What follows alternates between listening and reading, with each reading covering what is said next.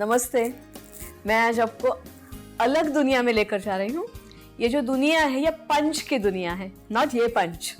It is really a very creative thing है और उसमें हम जा रहे हैं। ये क्या है पंच? पंच तो अलग अलग तरीके के हैं, ऐसे बहुत सारे मिलते हैं। ये जैसा कैट है वैसे आपको रैबिट मिलेगा, छोटे छोटे खरगोश मिलेंगे, n number of things you will get it. Sometimes there are some corners and you can have the corners. इससे कॉर्नर भी बन सकते हैं। कोई कोई ऐसा होता है कि फ्लावर्स भी हो सकते हैं और ये दुनिया में मैं आपको लेकर जा रही हूँ। छोटे छोटे तो इंडिया में बहुत सारे मिलते हैं। देखो ये है पत्ता, एकदम छोटा पत्ता है। छोटा सा कुछ करना है, किसी को ग्रीटिंग कुछ देना है, गिफ्ट देना है तो गिफ्ट टैग लगाने का है, इनविटेशन कार्ड भेजना है तो उसके ऊपर जो डिज़ाइन बनेगा उसमें ये काम आएगा। ये जो ड्रीमर है ये तो बहुत ही मतलब किसी को बेस्ट विशेस देने हैं, गुड लक देना है तो आ जाएगा। ये तो इधर भी मिलते हैं। फिर भी ऐसे वाले जो है ना कि इसमें जैसे स्क्वायर है, मेरे पास ये साइज़ का है, इससे बड़ा भी है, छोटा भी है, ऐसे राउंड है, स्क्वायर है, रेक्टेंगल है, ट्रायंगल है। ये तो इंडिया में मिलना मुश्किल होता है क्योंकि हम एजुकेशन के लिए यूज़ नहीं करते हैं। फॉरेन कंट्रीज में they use it for the education purpose also. आपके पास टाइम भी है तो ये एनवलप हमने जो बनाया है वैसे बनाएंगे, ये भी करेंगे। आपके पास जैसे पंच है, जैसे कलर्स है, उस तरीके की वैरायटी आप बना सकते हैं। इसमें कुछ भी कम नहीं है। देखो छोटी छोटी बैग में हम आर्टिकल बना के देते हैं तो इसमें बैग में डालो और दे दो, कितनी अच्छी लगेगी। किसी के पास आपके जैसे बैग है ना, वो और किसी के पास नहीं होगी क्योंकि ये अपने बनाई है, कलर अपना है, डिज़ाइन अपना है, मार्केट में नहीं मिलेगी इसलिए अलग होगा। जैसे पंच है वैसे कागज बहुत सारे लगते हैं। जितने कलरफुल कागज है उतना अच्छा है। अलग अलग गेज के कागज होने चाहिए। कोई बड़ा बनाना है तो जाड़ा चाहिए, छोटे बनाने हैं तो छोटे पंच नहीं जड़ेंगे जाड़े के ऊपर, तो पतला कागज भी चाहिए। कोई कोई ऐसा भी होता है कि कलर्ड भी आजकल आते हैं पेपर, वो भी आप कोई यूनिट ओरेगामी सिखाना तो हमने वन साइडेड पेपर यूज़ किए थे। और बैग बनानी है तो हो सकता है हम डिज़ाइन वाला पेपर भी ले सकते हैं, उसके ऊपर कर सकते हैं। दूसरी बात जो है वो कैंची चाहिए। सिंपल जो कैंची आती है वो बड़ी वाली भी चाहिए और छोटी वाली भी चाहिए। बड़े ऑब्जेक्ट्स काटना है तो बड़ी, छोटे छोटे कुछ काटना है तो छोटी। तीसरी बात यह है कि ऐसी वाली कैंची जितनी आपके पास हो वो उतना बहुत बढ़िया आता है। कर्व्स निकाले हैं, वेव्स निकाले हैं, या समुंदर का कुछ ऐसे ये करना है तो उसके लिए अलग अलग तरीके की कैंची आती है। मेरे पास भी आपने देखी होगी 25-30 कैंची है। अलग है क्या? ये भी अलग है।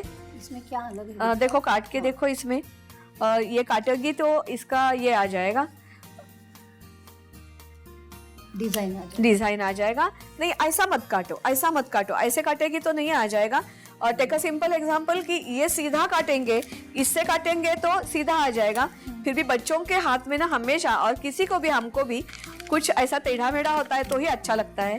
तो देखो ये ऐसे आ गया। ये काटने के पहले और एक इंस्ट्रूमेंट जो बहुत जरूरी है वो है पेंसिल और स्केल। क्योंकि जब तक आप स्केल और पेंसिल यूज नहीं करेंगे, क्योंकि ये कुछ भी कागज ले और नहीं इस ना टेढ़ा मेढ़ा के लिए नहीं है। खाली टेढ़ा मेढ़ा की बात नहीं है, ये भी आपको प्रोपोर्शन में ही होना चाहिए। इसका मैंने 14x14 लिया है, 16x14 लिया है और एनवेलप के जैसे, तो उसको पहले मार्क करके लेना पड़ता है। तीसरी बात है कि कागज नहीं वेस्ट होनी चाहिए, तो कौन सा पंच यूज करने वाले हैं उस हिसाब से आपका एक फूल निकालो। अभी तो मुझे आदत हो गई है, ये फूल बड़ा है तो इसके लिए कागज कितना लेना है, ज़्यादा लेने की जरूरत नहीं है। इसका जितना साइज है उतने साइज का पहले ही बना के ले लो। क्योंकि जैसे मैंने आपको ये दिखाया था ना, बुकमार्क दिखाया था, तो बुकमार्क करना है तो एक जैसा कागज होना चाहिए, तो पहले कागज निकाल के ले लो।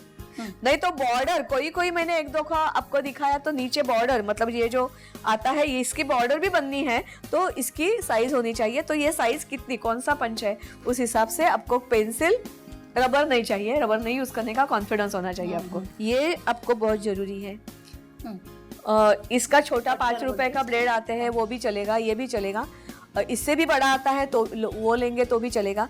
एक दफ़ा इट इज़ इन्वेस्टमेंट, जैसे मैंने बोला है, एक दफ़ा लाएंगे तो सालों। और ये तो इधर कौन सी भी दुकान में जाएंगे तो 10 रुपए का, 12 रुपए का, 20 रुपए तक मिल जाता है, क्योंकि इससे जब भी हम काटते हैं तो एकदम सीधा सीधा कटिंग आ जाता है।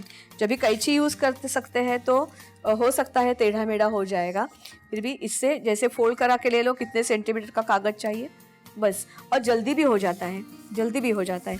तीसरी बात है कि फास्ट हो जाता है, एकदम फास्ट हो जाता है इससे। 2-3 पेपर भी एक साथ आप कर सकते हैं कट। और तीसरी बात है ये ग्लू आपका बहुत इम्पोर्टेंट है।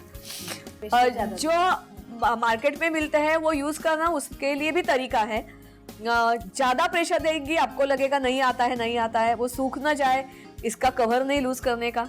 दूसरी बात यह है कि इसका कवर लूज हो भी जाता है तो उसमें कुछ अपनी पिन आती है ना, वो इंसर्ट करके रखने की, तो हवा नहीं लगनी चाहिए।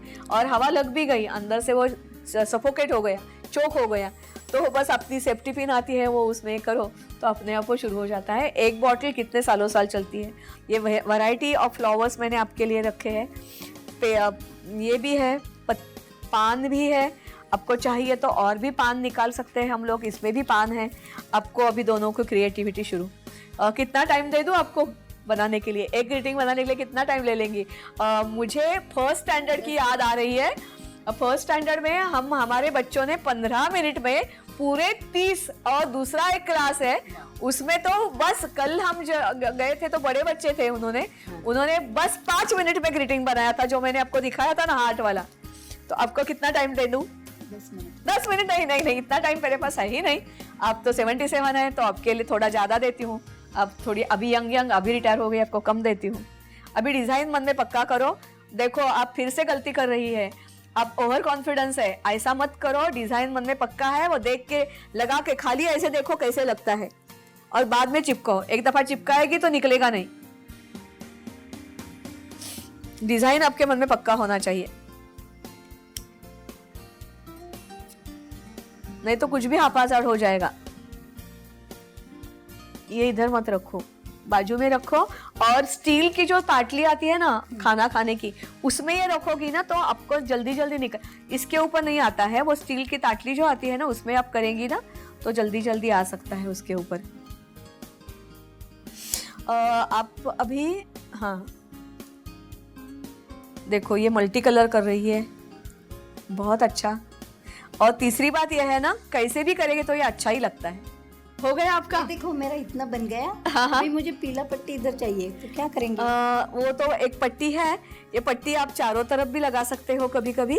और दूसरी एक बात रखनी है याद, इसमें देखो ये कलर अलग है, ये अलग है, ये अलग है, ये अलग है, ये अलग है, ये अलग है, ये अलग है। तो कंसिस्टेंसी होनी चाहिए तो ही अच्छा दिखेगा। अभी इसके ऊपर ये भी जाता है, ये भी जाता है, तो इसकी वजह से आप ये रिपीट करते तो भी अच्छा हो जाता। ये फ्लावर्स लिए हैं तो ये साथ में नहीं लेने के। इसको जो पीली पट्टी है, देखो मेरे पास बड़ी है तो हम निकाल सकते हैं, वो ऐसे लगा सकते हैं, कुछ बात नहीं है। और पट्टी नहीं भी है तो आपके पास स्केच पेन है, कोई भी पट्टी ले लो। पट्टी है आपके पास, स्केल आपके पास है तो स्केल से करो, स्केल नहीं है तो हाथ से कर सकते हो, वो भी हो सकता है। अभी ये एक बनाया है मैडम ने।